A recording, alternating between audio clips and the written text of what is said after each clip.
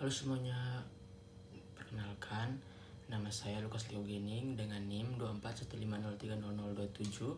Di sini saya akan menjelaskan beberapa materi mengenai granul konvensional. Yang pertama itu kita masuk ke dalam konsep dasar granul. Pengertian dari granul tersebut adalah sediaan multi unit berupa gumpalan partikel-partikel kecil yang lebih luas, yang lebih halus. Tujuan dari granulasi ini bertujuan itu yang pertama itu ada memperbaiki sifat alir, dan kedua itu mencegah segregasi, dan yang ketiga itu meningkatkan kompresibilitas. Jadi memperbaiki sifat alir ini ialah partikel yang lebih besar dan bulat mengalir lebih baik daripada serbuk halus.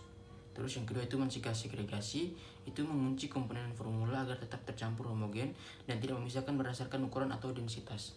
Terus yang ketiga itu tadi ada meningkatkan kompresibilitas. Jadi itu tuh untuk mempermudah proses pengempaan menjadi tablet.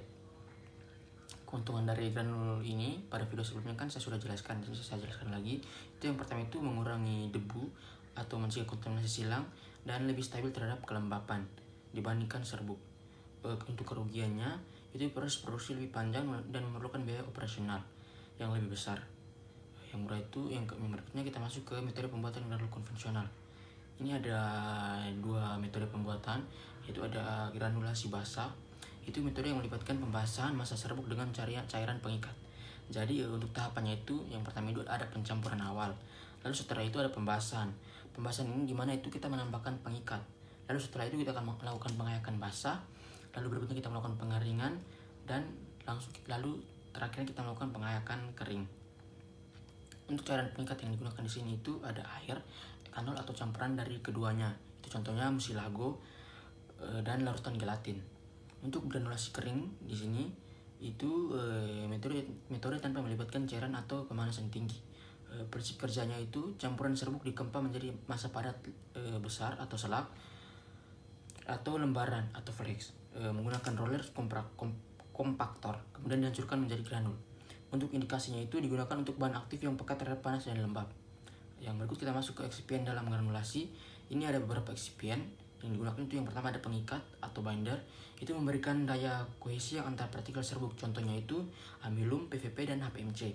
Terus yang kedua ada pengisi atau filler, menambahkan bobot sediaan jika dosis zat aktif terlalu kecil. Itu contohnya laktosa dan manitol. Yang ketiga itu ada pelicin atau lubrikan. Itu mengurangi gesekan antar partikel dan mencegah masalah lengket pada mesin. Contohnya itu magnesium stearat dan talkum. Terus yang keempat itu ada eksipien lain. Itu contohnya penghancur untuk membantu granul pecah di lambung serta pewarna atau pemanis.